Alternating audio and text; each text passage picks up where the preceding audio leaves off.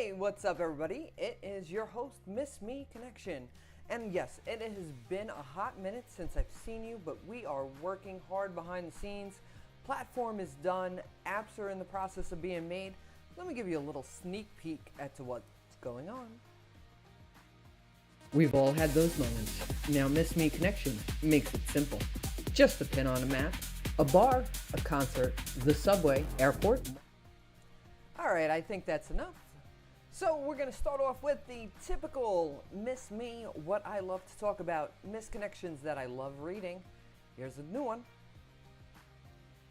Looking for a missed connection. Was at the Barnes & Noble today in Matt Kisco around 11:30.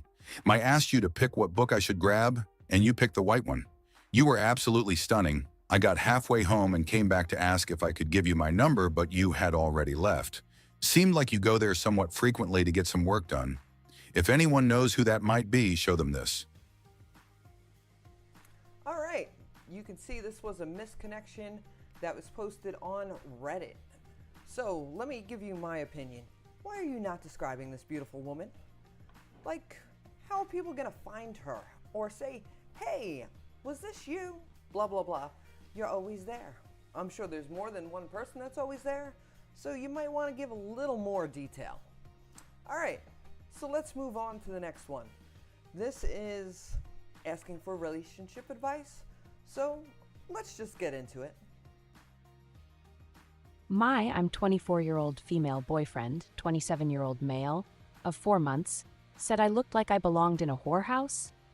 I met my current boyfriend through a mutual friend.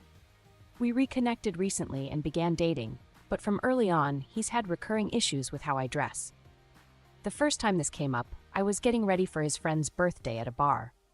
I wore long black high-waisted pants, boots, and a navy spaghetti strap lace top.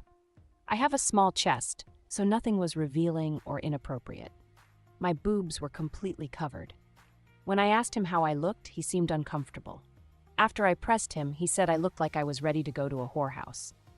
I felt blindsided and quietly walked away. It hurt, especially since I made an effort to dress respectfully for the occasion. We were going to a bar, not a church. Since then, I've met his family and coworkers and have always dressed in a way that's appropriate for those settings. I've genuinely tried to be respectful and ask what he's comfortable with. But this issue came up again recently, this time about my workout clothes. I was wearing a sports bra and long pants to the gym. Nothing extreme, and he accused me of wanting male attention. I was sweating, just trying to be comfortable while working out. It felt like he completely ignored the context. I'm not really sure where to go from here. I've been trying to understand his perspective, but I also want to feel comfortable and confident in how I present myself. Has anyone navigated something like this before? How did you approach it? All right, darling, let me tell you something. I think you might have to give this one the axe. You know, if he's not comfortable with the way you dress and he's going to make you feel a certain way, then maybe you shouldn't be with this person. Unfortunately, like, I'm not one to judge, okay? I'm sorry. But going to the gym, going to a bar, however you want to dress, that's on you. And if he doesn't want to be seen with you and has a particular feeling, then, you know, you might just want to, like I said, give it the axe. All right, so we're going to work on moving on, and we're going to go back to Brooklyn for a misconnection. Yes, I'm sorry, I'm staying New York Central, but I do have New York on the mind. So here we go. Red blanket and black outfit. Herbert Von King, Bed-Stuy. Posted July 24th, 2025. Brooklyn, New York. We lounged near each other in the grass for a while, trading the occasional glance. You were wearing black shorts and a black top, stretched out on a red blanket, looking relaxed and beautiful, kicking your feet in the air while scrolling on your phone. I had just gotten off work, looking a little rougher in blue shorts and a white shirt, using my backpack as a pillow. I was just about to get up and introduce myself when you started packing up. I hesitated. Then, we passed each other again near the ice cream truck. You were back, and I had a mouthful of ice cream. I couldn't get a word out in time. I took one last lap around the park, hoping to run into you a third time without ice cream on my face, but you were already gone. If you see this, I'd love to say hello properly. I promise I don't always dress like that. All right, as you can see, this one was posted on Craigslist. This was beautifully written. I felt like I was there. You just might want to give some more detail. I'm all about the detail, because think about it. How many people were there that dress in black? I wear black all day long for most of my jobs. Granted, yes, right now I'm in a pinkish red shirt, but that's a different story because I was off for work today. But for work, all I do is wear black. So maybe you want to give their ethnicity, Caucasian, African American, Indian, Filipino, Chinese, Asian, I don't know. But other than that, details were great. You made me feel like I was there. So let's turn around and get ready for the next one. And this is again off of Reddit, and it's part of the Am I an A-hole? Now, let's hear your thoughts. AITA for refusing to wake up my husband when my parents visited and kicking them out when they insisted. Sorry for the throwaway account. I have colleagues that follow my main, and I like to keep my personal life as private as I can. With that said, I will keep details as low as possible as well. Husband and I have been married for 5 years now, and we are both 29 years old. The last 3 weeks, due to a complete screw-up in a department in the company my husband works for, it has been all hand on deck for my husband and his team to resolve the issues.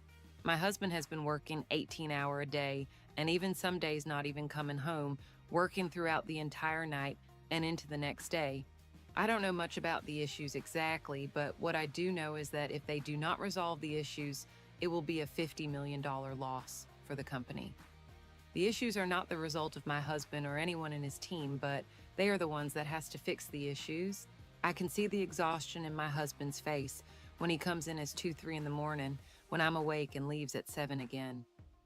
I don't know how he's doing it and just keeps going, but I try my best to keep as much as possible of his plate at home until he could get the issues resolved. Before this, he has been nothing but supportive and helpful around the house. When he comes home, he eats, showers, and goes straight to bed.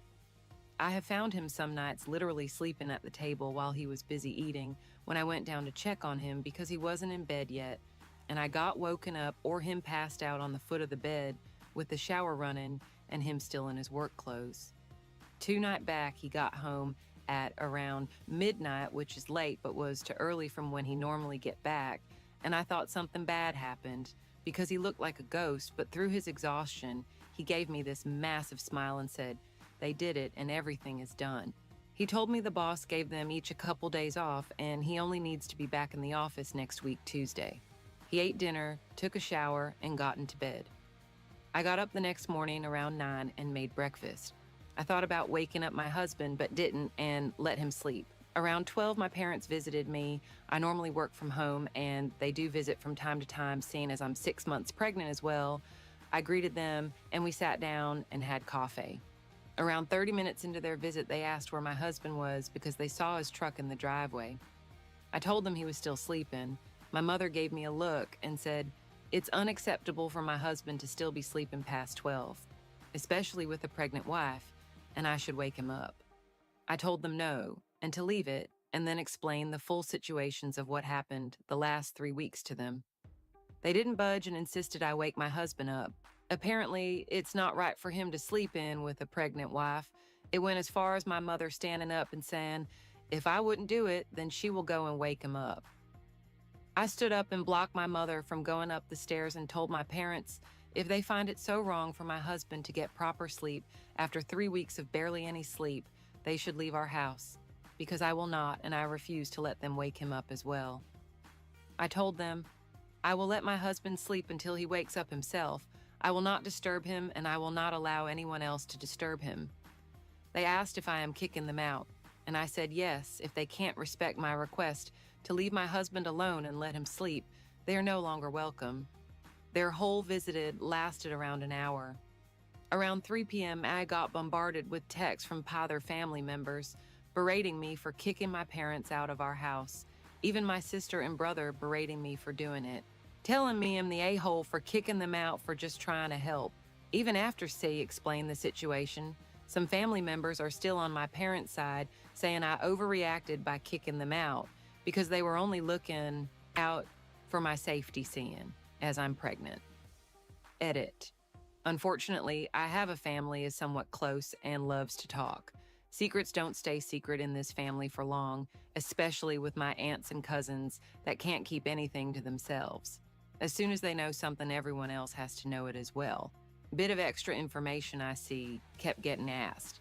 This is my first child. She will also be the first grandchild and the first child born in the family the last 20 years. Wow, darling, looks like you were in a bit of a pickle, but you're really not. You did the right thing. You are not an a-hole. Congratulations. What happens when the baby comes and they turn around and pop up? Are you supposed to wake the baby up too? Go figure. So again, you stuck up for your husband. You did everything right, darling.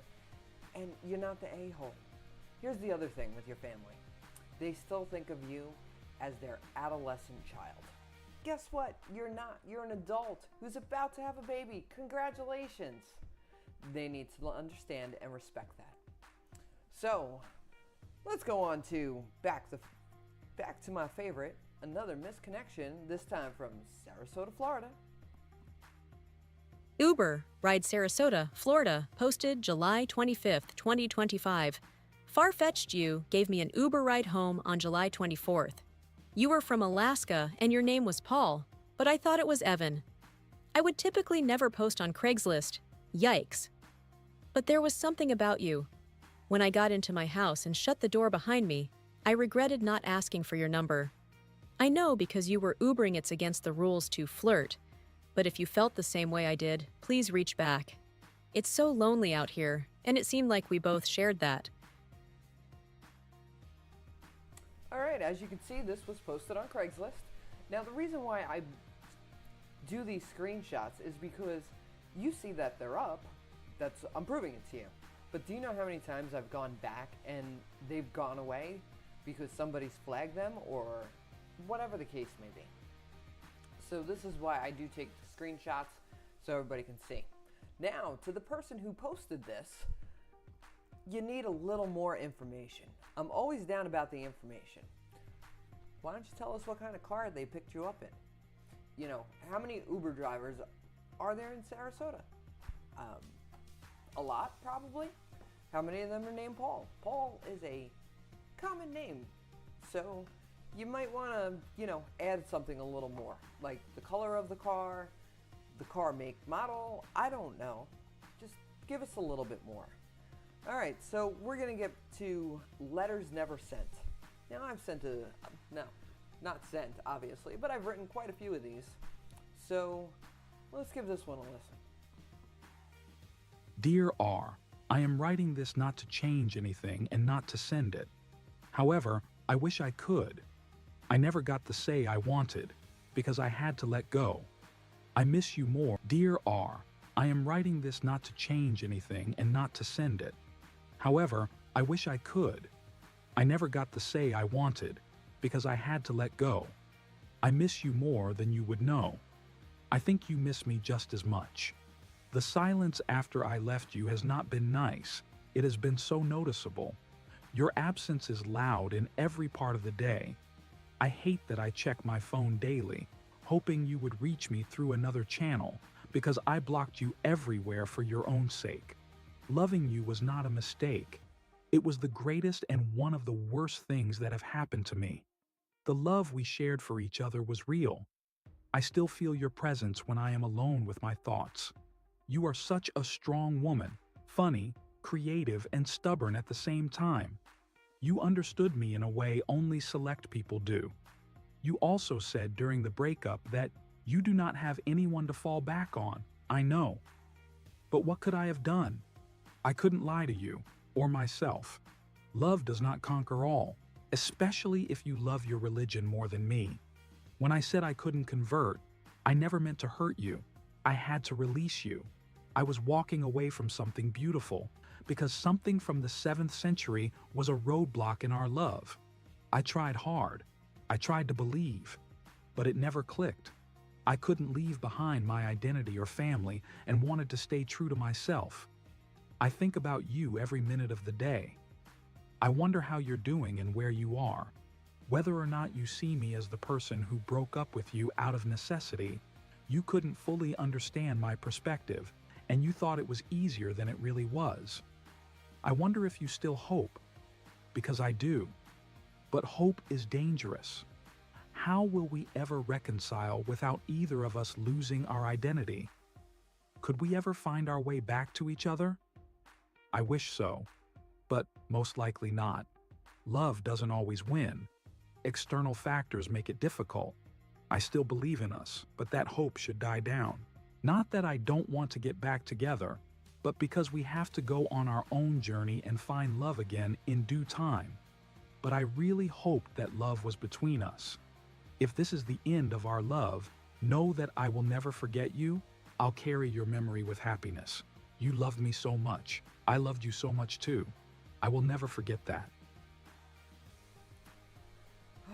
I'm so sorry, dude. Well, okay, so this is in Reddit, letters never sent, and for this particular writer, I am so sorry that this happened to you. Religion is a tough thing, and I can only leave it at that. But I understand your feelings. I've had them myself. I've written these letters. You're a good person, and it's a beautiful thing, and I'm sorry, and I hope that you can turn around and figure out a way to make things work. How's that sound? All right, so we're gonna go to Am I the A-hole again on Reddit. You ready? Title: My fiance has been lying for months. I need real advice, please. I am a male, 29 years old. So, I met my now fiance.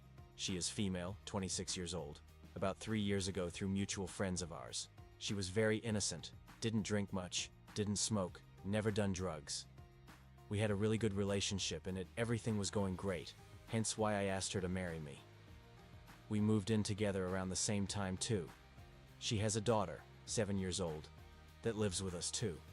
Anyway, around 6 months ago, my fiance starts going out drinking with her friends often, which is totally fine. I always offered to pick her up if she is stuck too. However, it became more and more often, from once every 2 months to every single weekend without fail. Then she started staying out overnight, but she always told me where she is and was always back around 9 a.m. I started to worry because this just wasn't usual behavior for her. Even though she told me where she was, it was very unusual for her to act like this. So cut forward to maybe 3 months after the first time she stayed out all night. She goes out with her friends, and again stays out all night. This time though, she didn't come home. In the morning, there was also no contact from her at all. So naturally I contacted her friend, P, via phone who she was out with. They said we left her at the bar with her friend, L, M26, who I'd never heard of before. This guy had never been mentioned. My fiancée was the type of girl to never be around another guy. I didn't know this guy's full name, so I couldn't contact him. Her friend who I was on the phone with also said, I have something else to tell you too. Your fiancé has also been doing drugs. For a while, we left her with the guy who she buys it off. I'm sorry. So, my head started spinning. I was worried about where she was, but also what she was doing. Again, this was a girl that would never ever be near another guy and never do drugs. So I was perplexed. About 12 noon, after I had exhausted all my options, contacting all of her friends' family to ask if they had seen her, all saying they had not, I started to get really worried. Maybe rashly, I contacted the police to report her missing. At this point, I was on the verge on tears, as I thought she could be dead. It may have been irrational, but I was genuinely worried. Once I had officially reported her missing, I then had to contact her parents and tell them the same thing. She didn't come home. I cannot contact her, etc. They were wailing down the phone to be crying and screaming. Another 3 hours pass, her mom constantly ringing for updates when my fiancé decided it's time to come home. She walked through the door and I was relieved but also furious. I walked over to her, gave her a hug, but demanded to know where she had been. I felt like I deserved to know. She told me, I stayed at P's house, the friend of hers I had spoke to hours before. I knew this wasn't true as I had had a conversation with P, So I told my fiancé, I know you are lying. She said, I swear down on my daughter's life, that is the truth. I said again, I know you are lying, as I have spoke to P, and she has confirmed that she left you in the bar. I asked, who were you with when P left you? She said, I was alone. I promise, I was alone. Again I said, I know this is a lie. You were with L. Who is he to you? She said, how do you know? I said, P told me. Anyway, I won't go into specifics of the whole conversation, but she continued to lie. Said she was only with L for 20 minutes. Then it was an hour. Then it was, I don't know how long. She eventually told me that she stayed at her friend Laura's house. I said, is that the actual truth? She said, I promise, that is the truth. So, being the silly man I am, I believed her. I also asked her about the drugs. She lied, said she'd only done them twice, and she regretted it both times. I knew this wasn't true due to my conversation with P. She still to this day tells me it's just twice. But the fact her friends rang me and told me that she is always doing drugs leads me to believe that only doing them twice isn't true. Anyway, cut to 2 weeks ago. We were out with her friends. I had a few too many drinks, and I asked her friends, where did my fiancé stay that night? I asked 3 of her friends. All 3 of them told me a different story. Not one of them told me the same story she told me. So I brought it up to my fiancé, probably the wrong time to do it when I was drunk. I said, I asked all of your friends where you stayed that night. All of them told me a different version of events. What is the truth? One of her friends, R, said she stayed at her house. Another friend, T, said she stayed at the L, the guy's house, and the third friend said she stayed in her mum's shed. So I questioned her on it. I said, are any of these stories true? She said yes, one of them is. I asked which one. She said she stayed in her mum's shed. Now, personally I said I don't believe her. I asked why she would need to lie about where she stayed if she stayed in her mum's shed. She said, I didn't want to disappoint you. She said she thinks she was spiked and couldn't remember where she lived, but could remember her mum's address.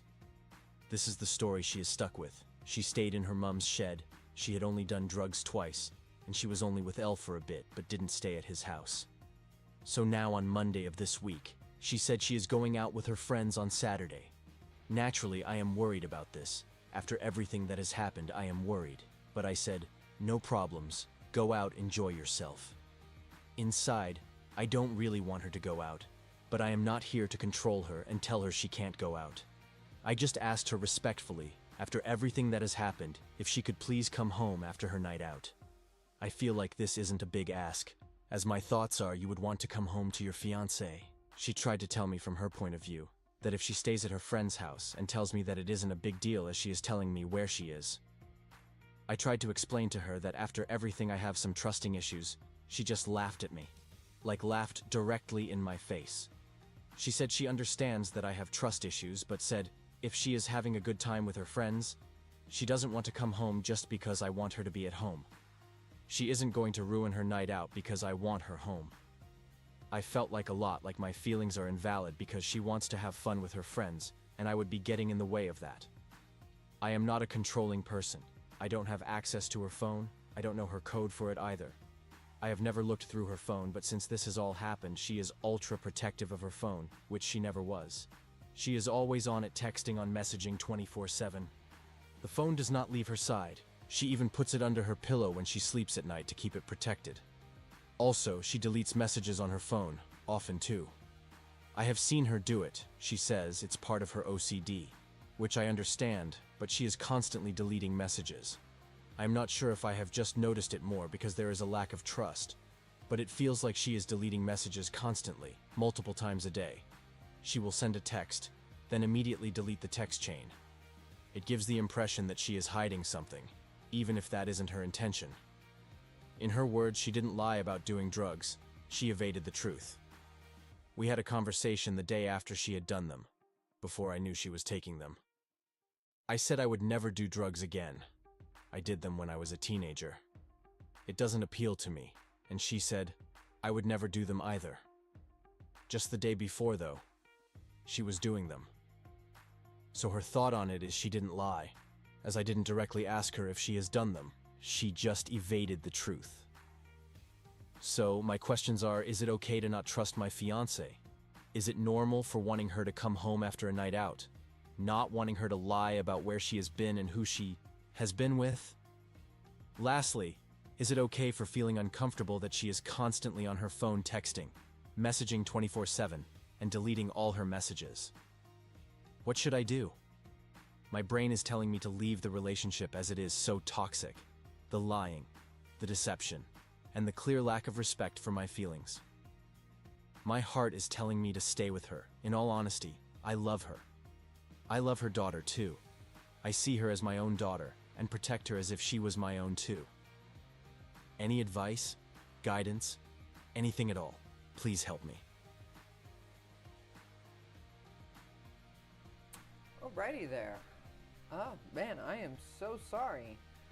So everybody, this was posted on Reddit. They're asking for advice, and I'm about to give mine. So, here's my advice. Go to group counseling. Not group counseling, I'm sorry. You know, couples counseling. That's the word I'm looking for. Sorry, my bad. You need to start there. Then you also need to turn around and go to maybe Alcoholics Anonymous or Narcotics Anonymous, something along those lines, and, you know, start working through that issue if you think that is an issue. You love the daughter so much, you know, who do you have to get involved to protect that child if you were to leave next? That's the next question, and the next step you need to think about. Now, I would love a follow-up, as last night was Saturday.